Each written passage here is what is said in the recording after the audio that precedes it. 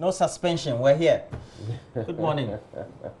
How are you guys? Good morning to you. Good morning. Suspension. Suspended, Mama Vine. Which one is that? PDS, suspended PDS. It's still like I'm still trying to suck it in. I mean, how does PDS get suspended and ECG is? It's not like ECG went somewhere, but ECG is in full force. We know that they were not the main at the forefront of the distribution of power. Even though they had, because they also did a press conference recently to tell us that they are there. Yeah. You know, they're there, and this is what they have, and blah, blah, blah. They are in the value chain, just that they are no longer, they were no longer the distribution company. So now our electricity company of Ghana is back. By the way, that was even, I mean, PDS wasn't serving the entirety of Ghana. Sure. They were serving certain chosen parts, and then the ECG was still distributing to the other ones. But now PDS is no longer in the picture. But guys, you remember yesterday in the morning when I did the moderation for AM Talk, one of our panelists who joined us via phone, an energy expert, raised this issue, and this is the second time it's been raised on the AM show, the fact that there were certain conditions precedent which were turned into conditions subsequent. By who? Now is the time to ask that question. Who decided that these things that are necessary for us to determine whether this company called PDS can actually do the job that we are handing them a contract to do, these things are checked before the contract is given to them? Who decided that, no, let's check them after? And handed this thing to PDS, putting us in this position of peril, which now, after further checks and this, that, you know, after further due diligence. So I thought they said they are not quite done with their investigations yes, yet, but if you listen to what Kojo Ponkroma said. Exactly, which I mean doesn't fill me with much confidence, because first of all, there was a condition precedent. Somebody decided it has to be a condition subsequent, which means you gave them the contract and then you started checking those other things. You did your checks and you didn't spot it. It is your further checks, further due diligence that revealed these things to us. Okay, so I'm telling you. After this has been rolled out, after rebranding and we've spent a fortune on it. So you see, this is a classical example of, you know, someone's negligence or someone's incompetence causing financial loss to the state. But we're not hearing about, you know, what's going to happen to that person. I guess it's early. I mean, this break was, in fact, the news was just last night. If you look at the papers, they missed it because it was too late, and they had obviously printed their papers. So I guess it's today that a lot of things will begin to roll out, and we can begin to ask the hard questions, the things that you're asking. But the one thing we know and have always known is that this particular thing that they've spotted and realized that, well, what they were told is not valid. What they were told by PDS is not valid. This particular thing was a condition precedent, which was then changed to a condition subsequent. We know that. Let's see what else we learned today. But right? what if it was the possibility, and I'm trying to speculate here, that we needed concessionaire in time because, you know, the Millennium Corporation of the U.S. was on our back. Does that sound like a good reason to do the wrong thing? Well, it doesn't sound like a good reason, but when you have a whip chasing you, you do the wrong thing. Decision, sometimes makes you take. The last time I checked, we were a sovereign nation. We proudly declare that every 6th of March. We're supposed to be also living within our means, and so there's the Ghana Beyond Aid mantra. But we also are collecting this amount. We have other stories in the newspapers. Definitely. I doubt if any of the papers got hold of the PDS now ECG. But let's look at what we have in the papers.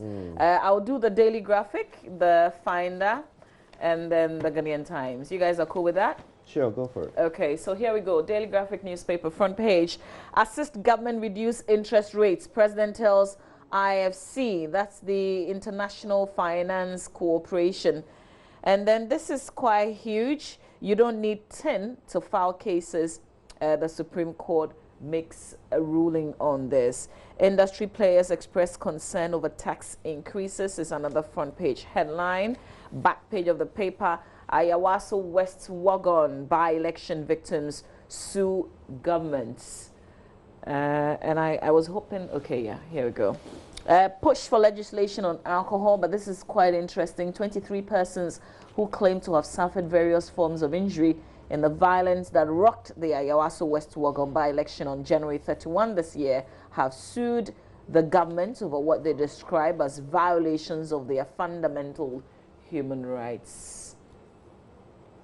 You know, what's most painful, and I'm sure that we will come to this, so let me just hold my thoughts there. Let's do the Finder newspaper. Front page of the Finder, WASSCE passes improve, but 174,819 still miss university grades of A1 to C6. ADB's digital drive will benefit agribusiness, according to Dr. Kofi Mensah. Israel to assist Cocoa Board to deal with swollen shoot virus disease. Our dams are not guinea fowls that will fly to Burkina. That's the vice president. This is attributed to the vice president, Dr. Bawumia. Also deploy Navy during close season. Fishermen making that call. So that's it for the Finder. Let me finish off with the Ghanaian Times, front page of the Times. Our target is single digits interest rate. President assures private sector businesses. U.S. Speaker Black Congressional Caucus observe 400th anniversary of slavery at Cape Coast. Also, Forestry Commission bans hunting from tomorrow. WAEC withholds 48,855. Does a forestry commission ban mean anything these days? Grass cutter. Does it really mean anything these days when the forestry commission bans? Catching up on the news and hearing the CEO talk about the Rosewood and the second Chinese woman that we sent back, and him saying, oh, people should not blame government before government could do anything. Like before government to say Jack, no. Another institution, the immigration service, said, oh, she doesn't have the required documentation to be in Ghana, so we sent her away. So people should not be blaming government. So when the forestry commission bans something, are they banning it for Ghanaians but not Chinese? So can the Chinese hunt? You know, or if you know a Chinese person, can you hunt? You can hunt for hunting by association. I mean, let's get real here. The last time the Forestry Commission banned something, and you know how they even got the original ban wrong. They banned the wrong thing, so people were still finding a way around it. And then somebody came and said, "Massa, that's not how you ban." And they were like, okay, let's ban it well. Then they banned it well, and still. The Chinese were going ahead with it. Close season. Here we go. Hey, yeah. Well, listen. In fact, I think what we are trying to say is this one looks more like something that makes a nice headline, but in reality, we wonder how that's going to work, right? Because we've got precedents. But let's go back to the front page of the Ghanaian Times newspaper. WAEC withholds 48,855 results over alleged malpractices by students during 2019 WASSCE. That's certainly of great concern. This is almost 50,000 of the results that they're holding on to. Police trail armed robbers, and the police at the Accra Regional Police Command have mounted a search for the arrest of 3 suspected armed robbers. We'll bring you details so that if you spot anything, if you think you may have seen, you can alert the police. Morocco's king pardons jail protesters. Also another headline here on the front page of the paper this morning. Center spread details of what's on the front page. So let's do the back page. Police impound Burkina Faso bound truck with PFJ's fertilizers. This story we've shared with our viewers. This happened on Sunday. Yes. Industrial fishing trawlers to halt activities for 1 month. There's another story on the back page. Which activities? Is it the deep sea fishing or the illegal shallow fishing that they've been doing? Which one are they halting?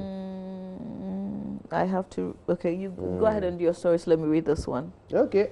All right. I'll start with the Daily Guide. We have it right here. Banner headline: Our dams, not guinea fowls. Baumia to NDC. Let me just say this so that I don't have to spend too much. Okay, wait, before you do. When they say third-party countries, what does that mean? All trawlers in third-party countries were to have an observer from Monitoring, Control and Surveillance Division of the Ministry and should comply with the fisheries regulations of both Ghana and their host countries. What was your question again? My question was that these trawlers, they are only allowed by law to fish in the deep sea. They can't fish where the canoe fishermen and, you know, the local fishermen fish. The problem where we have a shortage is where the local fishermen fish, not in the deep sea. So when you stop the trawlers from fishing in the deep sea, you do nothing. What are you doing? Zero. Okay. But if you say you are exactly, but if you say you are stopping them from fishing where the canoe fishermen fish, and you are stopping them for how long? A month? Yeah, for a month. It's basically like saying that we are stopping you from doing the wrong thing for a month. After a month, you can come back and do the wrong thing. Oh, I see where you're coming from. Yeah. Yeah. We do the Daily Guide. Yeah, the armed robbery can stop for a month. We have a closed season on armed robbery for 1 month. After that, every man for himself. I have the Daily Guide. Banner headline: Our dams, not guinea fowls. Baumia to NDC. Now, let me say this. Do you have elections in December? Next year, yes. No, I thought 2019. No, but you will be forgiven for thinking that you do, because it sounds as if that's what we are doing. Look, I am one of the biggest fans of Dr. Baumia.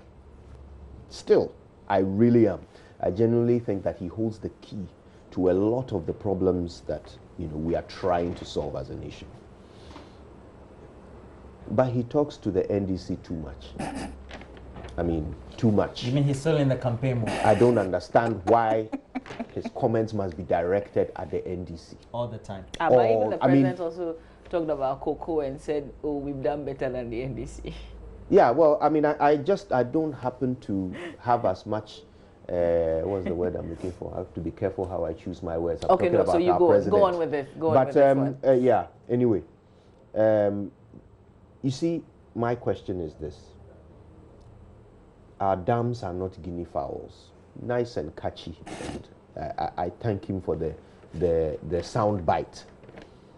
But our dams, what are they? They are not guinea fowls, accepted. And I certainly hope that the standard to which we are building dams is not the guinea fowl standard of the NDC. So that if we beat that standard, then we consider ourselves a success. Our dams should serve a purpose for the people in the communities where these dams are being built. But we have already learned from the Minister for Special Initiatives that the dams we are building are meaningless. Please, this is not an interpretation. Let me tell you what the woman said. She said that if you want to build a meaningful dam... You said that because of me. That's the interpretation. If you want to build a meaningful dam, it must cost $3 million. We're not spending that much on the dams, are we? So we are not building meaningful dams. Thank you. So if a dam is not meaningful, what is it? Substandard. Okay. So our dams are not guinea fowls, but they are also not meaningful. You are with me? Oh, we're with you, brother. rather than you know, throwing soundbite darts at the NDC, who even at their best will only form half of the electorate. Dr. Baumia, the vice president of the entire Ghana, should please address his comments to us. Me, Kojo Yankson, I never sent guinea fowls to Burkina Faso. I've never done that.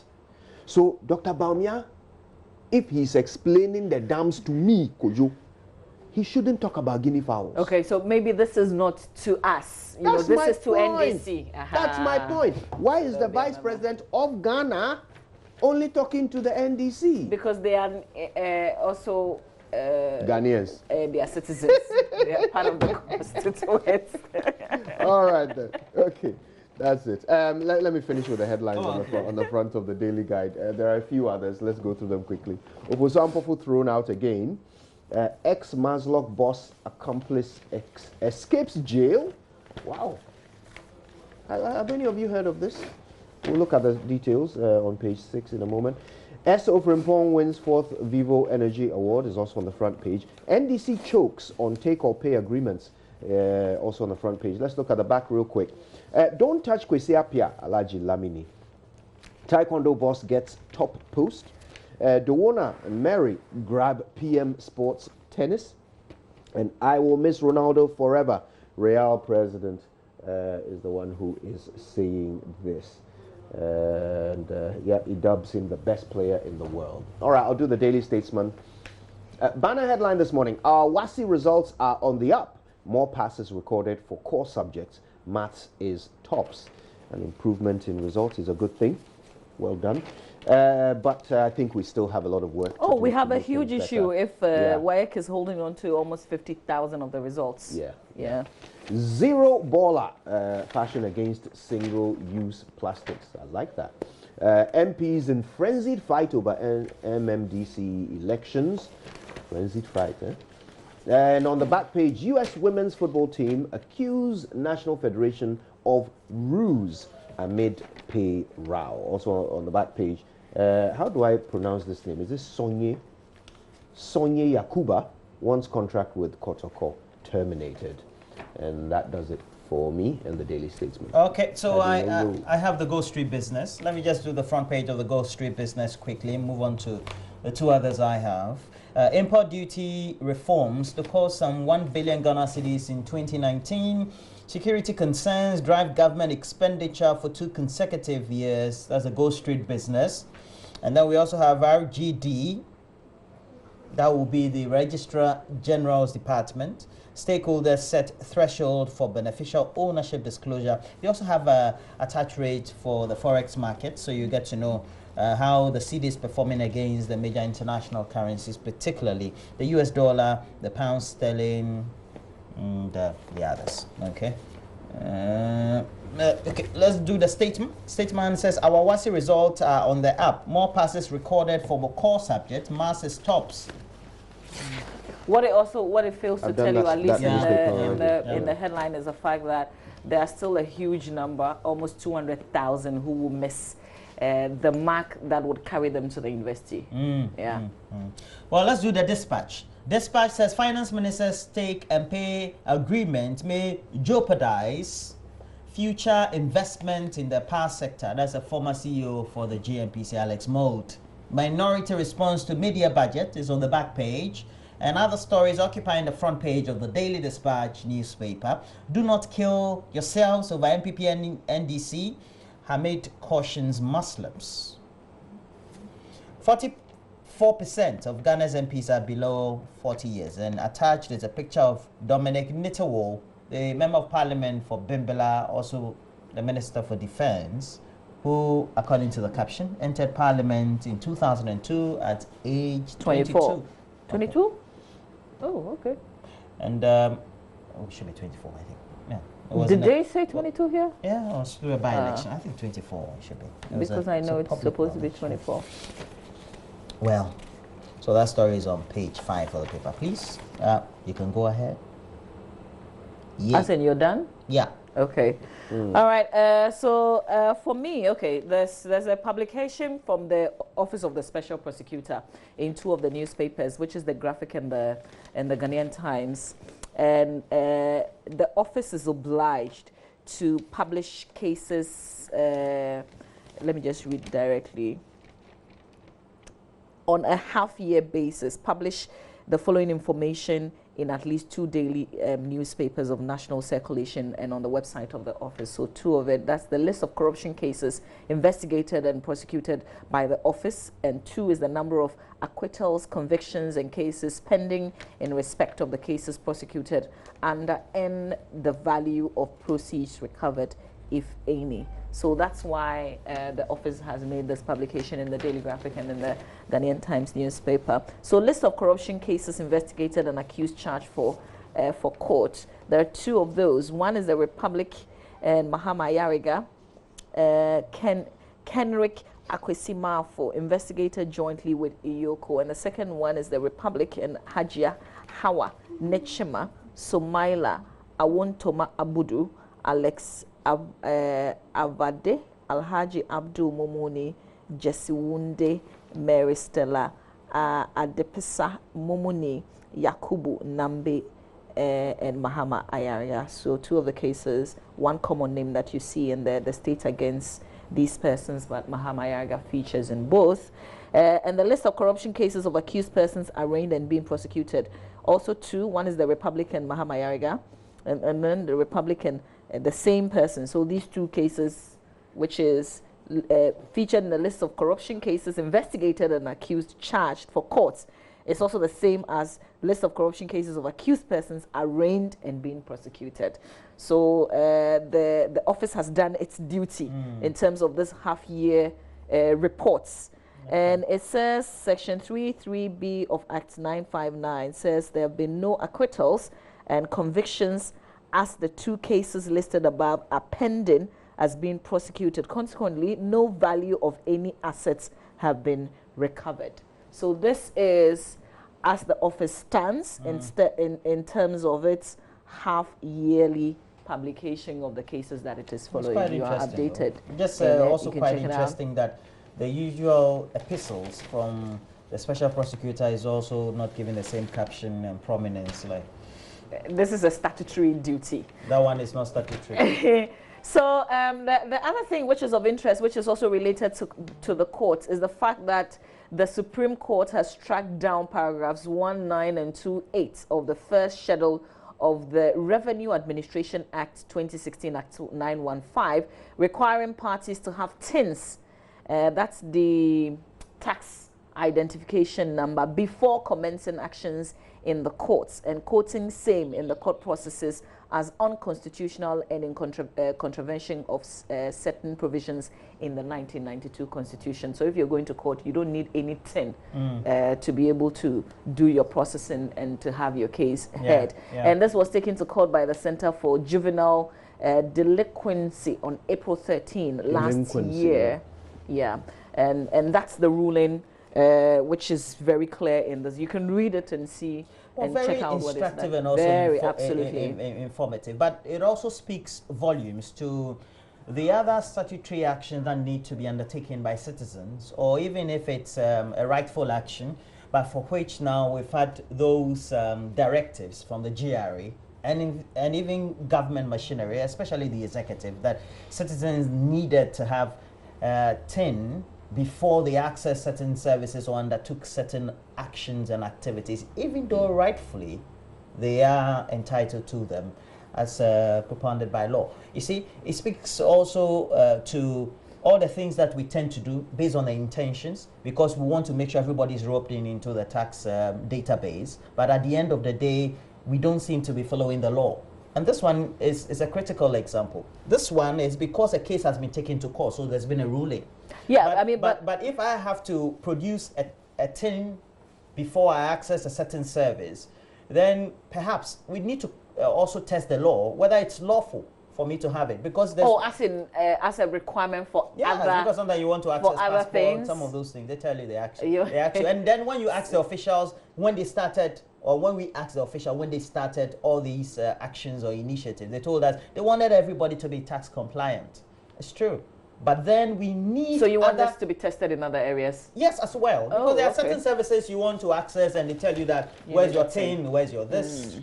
Okay, so just real quick in 30 seconds, I mentioned that the police is trailing some armed robbers, just in case you've come across. So this is in the Ghanaian Times newspaper, page 3.